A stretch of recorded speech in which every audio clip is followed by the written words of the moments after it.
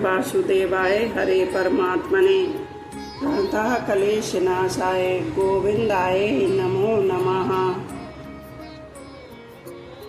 बोलो बांके बिहारी लाल की जय, राधा रानी सरकार की जय। संबंध। मैंने ही सृष्टि के आदि में सूर्य को उपदेश दिया था और मैं आज तुझे उपदेश दे रहा हूँ। इसे सुनकर अर्जुन में स्वाभाविक यह जिज्ञासा जागृत होती है कि जो अभी मेरे सामने बैठे हैं, इन भगवान श्री कृष्ण ने सृष्टि के आरंभ में सूर्य को उपदेश कैसे दिया था। अतः इसे अच्छी तरह समझने के लिए अर्जुन आगे के श्लोक में भगवान से प्रश्न करते हैं। अपरम भवतो जन्म परम जन्म विवस्वता कथमे ध्वजानीयाम व माधव प्रोक्तवानिति। अपरम भक्त जन्म परम जन्म विवस्वता। आपका जन्म तो अभी कुछ वर्ष पूर्व श्री वसुदेव जी के घर हुआ है, पर सूर्य का जन्म सृष्टि के आरंभ में हुआ था। अतः आपने सूर्य को कर्मयोग कैसे कहा था।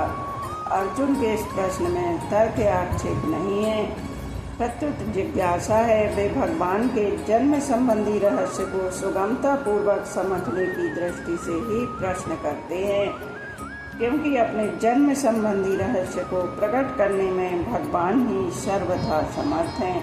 कथमेत ध्वजानीयाम त्वा माधव प्रोक्तवानिति। मैं आपको सृष्टि के आदि में उपदेश देने वाला कैसे जानूं। अर्जुन के प्रश्न का तात्पर्य यह है कि सूर्य को उपदेश देने के बाद से सूर्य वंश की कई पीढ़ियां बीत चुकी हैं और आपका अवतार अभी का है। अतः आपने सृष्टि के आदि में सूर्य को उपदेश कैसे दिया था, यह बात मैं अच्छी तरह समझना चाहता हूँ। सूर्य तो अभी भी है, इसलिए उसे अभी भी उपदेश दिया जा सकता है, परंतु आपने सूर्य को उपदेश देने के बाद सूर्य वंश की परंपरा का भी वर्णन किया है, जिससे यह सिद्ध होता है कि आपने सूर्य को उपदेश अभी नहीं दिया। अतः आपने सूर्य को कल्प के आदि में कैसे उपदेश दिया था। अर्जुन के प्रश्न के उत्तर में अपना अवतार रहस्य प्रकट करने के लिए भगवान पहले अपनी सर्वज्ञता का दिग्दर्शन कराते हैं। श्री भगवान उवाच बहुनि में व्यतीतानि जन्मानि तव चार्जुन तान्यम वेद सर्वाणि न त्वं वेद परंतप। तीसरे श्लोक में भगवान ने अर्जुन को अपना भक्त और प्रिय सखा कहा था, इसलिए पीछे के श्लोक में अर्जुन अपने हृदय की बात निसंकोच होकर पूछते हैं। अर्जुन में भगवान के जन्म रहस्य को जानने की प्रबल जिज्ञासा उत्पन्न हुई है, इसलिए भगवान उनके सामने मित्रता के नाते अपने जन्म का रहस्य प्रकट कर देते हैं। यह नियम है कि श्रोता की प्रबल जिज्ञासा होने पर वक्ता अपने को छिपा कर नहीं रख सकता, इसलिए संत महात्मा भी अपने में विशेष श्रद्धा रखने वालों के सामने अपने आप को प्रकट कर सकते हैं। गूढ़ तत्व न साधु दुरावहीं आरत अधिकारी जहाँ पावहीं। बहुनि में व्यतीतानि जन्मानि तव चार्जुन। समय समय पर मेरे और तेरे बहुत से जन्म हो चुके हैं, परंतु मेरा जन्म और तरह का है, जिसका वर्णन आगे छठे श्लोक में करेंगे।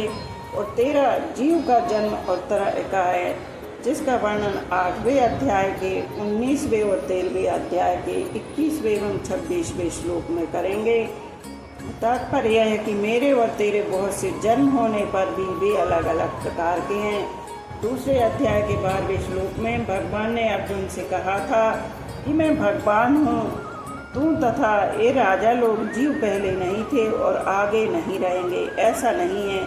तात्पर्य है कि भगवान और उनका अंश जीवात्मा दोनों ही अनादि और नित्य हैं। तान्यम वेद सर्वाणि। संसार में ऐसे जाति स्मर जीव भी होते हैं जिनको अपने पूर्वजों का ज्ञान होता है। ऐसे महापुरुष अनजान योगी कहलाते हैं, जो साधना करके सिद्ध होते हैं। साधना में अभ्यास करते करते इनकी वृत्ति इतनी तेज हो जाती है कि ये जहाँ वृत्ति लगाते हैं वहीं का ज्ञान इनको हो जाता है। ऐसे योगी कुछ सीमा तक ही अपने पुराने जन्मों को जान सकते हैं, संपूर्ण जन्मों को नहीं। इसके विपरीत भगवान युक्ति योगी कहलाते हैं, जो साधना किए बिना स्वतः सिद्ध सिद्ध नित्य योगी हैं। जन्मों को जानने के लिए उन्हें वृत्ति नहीं लगानी पड़ती, प्रत्युत उनमें अपने और जीव को भी संपूर्ण जन्मों का स्वतः स्वाभाविक ज्ञान सदा बना रहता है। उनके ज्ञान में भूत भविष्य और वर्तमान का भेद नहीं है, प्रत्युत उनके अखंड ज्ञान में सभी कुछ सदा वर्तमान ही रहता है। कारण कि भगवान संपूर्ण देश काल वस्तु व्यक्ति परिस्थिति आदि में पूर्ण रूप से विद्यमान रहते हुए भी इनसे सर्वथा अतीत रहते हैं। ना त्वं वेद परंतप जन्मों को ना जानने में मूल हेतु है अंतःकरण में नाशवान पदार्थों का आकर्षण महत्व होना। इसी के कारण मनुष्य का ज्ञान विकसित नहीं होता। अर्जुन के अंतःकरण में नाशवान पदार्थों का व्यक्तियों का महत्व था, इसलिए वे कुटुंबियों के मरने के भय से युद्ध नहीं करना चाहते थे। ममता आसक्ति पूर्वक अपने सुख भोग और आराम के लिए धनादि पदार्थों का संग्रह करना परिग्रह कहलाता है। परिग्रह का सर्वथा त्याग करना अर्थात अपने सुख आराम आदि के लिए किसी भी वस्तु का संग्रह न करना अपरिग्रह कहलाता है। अपरिग्रह की दृढ़ता होने पर पूर्व जन्मों का ज्ञान हो जाता है। संसार सदैव परिवर्तनशील और असत है, अतः उसमें अभाव होना निश्चित है। अभाव रूप संसार से संबंध जोड़ने के कारण मनुष्य को अपने में भी अभाव दिखने लग जाता है। अभाव देखने के कारण उसमें कामना पैदा हो जाती है कि अभाव की तो पूर्ति हो जाए, फिर नया और मिले। इस कामना की पूर्ति में ही वह दिन रात लगा रहता है, परंतु कामना की पूर्ति होने वाली है नहीं। कामनाओं के कारण मनुष्य बेहोश सा हो जाता है। अतः ऐसे मनुष्य को अनेक जन्मों का ज्ञान तो दूर रहा, वर्तमान कर्तव्य का भी ज्ञान नहीं होता। संबंध पूर्व श्लोक में भगवान ने बताया कि मेरे और तेरे बहुत से जन्म हो चुके हैं। अब आगे के श्लोक में भगवान जन्म अवतार की विलक्षणता बताते हैं। अजोष्यपि सन व्यात्मा भूतानि नमेश्वरपि सन प्रकृतिम स्वामी धिष्ठाय संभाव्यात्म माया। भगवान व्याख्या यह छठा श्लोक है और इसमें 6 बातों का ही वर्णन हुआ है। अज, अव्यय और ईश्वर ये 3 बातें भगवान की हैं। प्रकृति और योग माया ये 2 बातें भगवान की शक्ति की है और एक बात भगवान के प्रकट होने की है। अजोष्यपि सन्य व्ययात्मा, इन पदों से भगवान यह बताते हैं कि साधारण मनुष्य की तरह ना तो मेरा जन्म है और ना मेरा मरण ही है। मनुष्य जन्म लेते हैं और मर जाते हैं, परंतु मैं अजन्मा होती हुई भी प्रकट हो जाता हूँ और अविनाशी होती हुई भी अंतर ध्यान हो जाता हूँ। प्रकट होना और अंतर ध्यान होना दोनों ही मेरी अलौकिक लीलाएं हैं। दूसरे प्राणी जैसे कर्मों के परतंत्र होकर जन्म लेते हैं, भगवान का जन्म वैसे नहीं होता। कर्मों की परतंत्रता से जन्म होने पर 2 बातें होती हैं, आयु और सुख दुख का भोग। भगवान में ये दोनों ही नहीं होते। दूसरे लोग जन्मते हैं तो शरीर पहले बालक होता है, फिर बड़ा होकर युवा हो जाता है, फिर वृद्ध हो जाता है और फिर मर जाता है, परंतु भगवान में ये परिवर्तन नहीं होते। वे अवतार लेकर बाल लीला करते हैं और किशोर अवस्था 15 वर्ष की अवस्था तक बढ़ने की लीला करते हैं। किशोर अवस्था तक पहुंचने के बाद फिर वे नित्य किशोर ही रहते हैं। सैकड़ों वर्ष बीतने पर भी भगवान वैसे ही सुंदर स्वरूप रहते हैं। इसलिए भगवान के जितने चित्र बनाए जाते हैं उसमें उनकी दाढ़ी मूंछें नहीं होती। इस प्रकार दूसरे प्राणियों की तरह ना तो भगवान का जन्म होता है, ना परिवर्तन होता है और न मृत्यु ही होती है।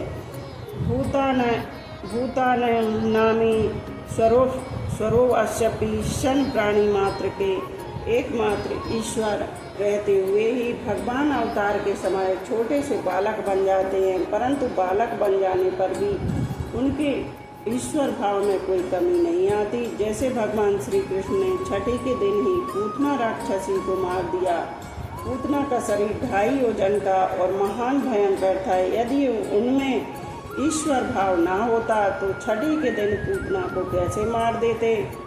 भगवान ने 3 महीने की अवस्था में सक्टासुर को, 1 वर्ष की अवस्था में तृणावर्त को और 5 वर्ष की अवस्था में अघासुर को मार दिया। इस तरह भगवान ने बाल्यावस्था में ही अनेक राक्षसों को मार दिया। 7 वर्ष की अवस्था में ही उन्होंने गोवर्धन पर्वत को 1 अंगुली पर उठा लिया। प्रकृति स्वामी अधिष्ठाय जो सत्व, रज और तम इन तीनों गुणों से अलग है, वह भगवान की शुद्ध प्रकृति है। यह शुद्ध प्रकृति भगवान का स्वकीय सच्चिदानंद घन स्वरूप है। इसी को संधिनी शक्ति, संबित शक्ति और आहादिनी शक्ति कहते हैं। प्रकृति भगवान की शक्ति है। जैसे अग्नि में 2 शक्तियाँ रहती हैं, प्रकाशिका और दाहिका। प्रकाशिका शक्ति अंधकार को दूर करके प्रकाश कर देती है तथा भय भी मिटाती है, और दाहिका शक्ति जला देती है तथा वस्तु को पकाती एवं ठंडक भी दूर करती है। ये दोनों शक्तियाँ अग्नि से भिन्न भी नहीं है और अभिन्न भी नहीं है। जैसे दिया सलाई में अग्नि की सत्ता तो सदा रहती है, पर उसकी प्रकाशिका और दाहिका शक्ति छिपी हुई रहती है। ऐसे ही भगवान संपूर्ण देश काल, वस्तु, व्यक्ति आदि में रहते हैं, पर उनकी शक्ति छिपी हुई रहती है। उस शक्ति को अधिष्ठित करके अर्थात अपने वश में करके उसके द्वारा भगवान प्रकट होते हैं। जैसे जब तक अग्नि अपनी प्रकाशिका और दाहिका को शक्ति को लेकर प्रकट नहीं होती, तब तक सदा रहते हुए भी अग्नि दिखती है, सदा रहते हुए भी अग्नि नहीं दिखती। ऐसे ही जब तक भगवान अपनी शक्ति को लेकर प्रकट नहीं होते, तब तक भगवान हरदम रहते हुए भी नहीं दिखते। राधा जी, सीता जी, रुक्मणी जी आदि सब भगवान की निजी दिव्य शक्तियाँ हैं। भगवान सामान्य रूप से सब जगह रहते हुए भी कोई काम नहीं करते। जब करते हैं तब अपनी दिव्य शक्ति को लेकर ही करते हैं। उस दिव्य शक्ति के द्वारा भगवान विचित्र विचित्र लीलाएं करते हैं। उनकी लीलाएं इतनी विचित्र और अलौकिक होती हैं कि उनको सुनकर, गाकर और याद करके भी जीव पवित्र होकर अपना उद्धार कर लेते हैं। विशेष बात, भगवान अपनी प्रकृति के द्वारा अवतार लेते हैं और तरह तरह की अलौकिक लीलाएं करते हैं। जैसे अग्नि स्वयं कुछ नहीं करती, उसकी प्रकाशिका शक्ति प्रकाश कर देती है, दाहिका शक्ति जला देती है। ऐसे ही भगवान स्वयं कुछ नहीं करते, उनकी दिव्य शक्ति ही सब काम कर देती हैं। शास्त्रों में आता है कि सीता जी कहती हैं, रावण को मारना आदि सब काम मैंने किया है, राम जी ने कुछ नहीं किया। जैसे मनुष्य उसकी शक्ति ताकत है, ऐसे ही भगवान और उनकी शक्ति है। अतः भगवान और उनकी शक्ति को भिन्न अथवा अभिन्न कुछ भी नहीं कह सकते। दार्शनिकों ने भिन्न भी नहीं कहा और अभिन्न भी नहीं कहा। वह शक्ति अनिर्वाचनीय है। भगवान श्री कृष्ण के उपासक उस शक्ति को श्री जी, राधा जी के नाम से कहते हैं। जैसे पुरुष और स्त्री 2 होते हैं, ऐसे श्री कृष्ण और श्री जी 2 नहीं है। ज्ञान में तो द्वैत का अद्वैत होता है, अर्थात 2 होकर भी 1 हो जाता है, और भक्ति में अद्वैत का द्वैत होता है, अर्थात 1 होकर भी 2 हो जाता है। जीव और ब्रह्मा 1 हो जाए तो ज्ञान होता है, और एक ही ब्रह्मा 2 रूप हो जाए तो भक्ति होती है। एक ही अद्वैत तत्व प्रेम की लीला करने के लिए, प्रेम का आस्वादन करने के लिए, संपूर्ण जीवों को प्रेम का आनंद देने के लिए श्री कृष्ण और श्री जी इन 2 रूपों से प्रकट होता है।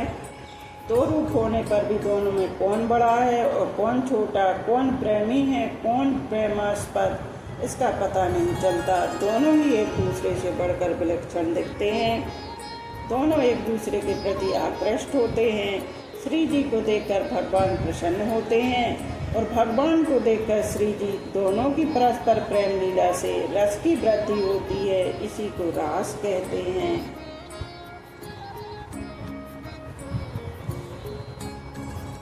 गोपस्य तपा किम चरण यद मनुष्य रूपम लावण्य सारांश मूर्धन्य नन्य सिद्धम द्रगभि पिबत्यनु सभाभिमनम दुराप मेकांत धाम यसा श्रेयस ऐश्वरश। इन भगवान श्री कृष्ण का रूप संपूर्ण सौंदर्य का सार है। सृष्टि मात्र में किसी का भी रूप इनके रूप के समान नहीं है। इनका रूप किसी के सवारने सजाने अथवा गहने कपड़ों से नहीं, प्रत्युत स्वयं सिद्ध है। इस रूप को देखते देखते तृप्ति भी नहीं होती, क्योंकि यह नित्य नवीन ही रहता है। समग्र यह सौंदर्य और ऐश्वर्य इस रूप के आश्रित है। इस रूप के दर्शन बहुत ही दुर्लभ है। गोपियों ने पता नहीं कौन सा तप किया था, जो अपने नेत्रों के दोनों से सदा इनकी रूप माधुरी का पान किया करती हैं।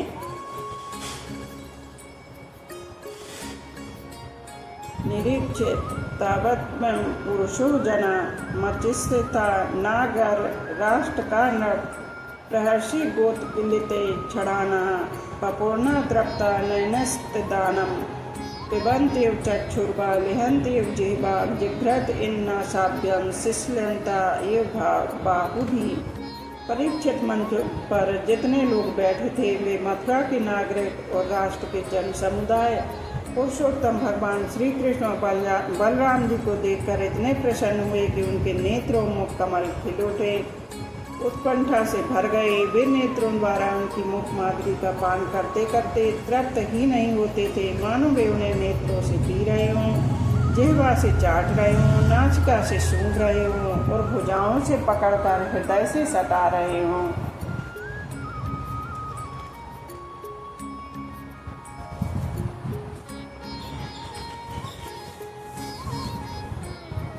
शेष आगे का कल कहेंगे। आज यहीं पर विश्राम लेते हैं। बोलो राधे राधे।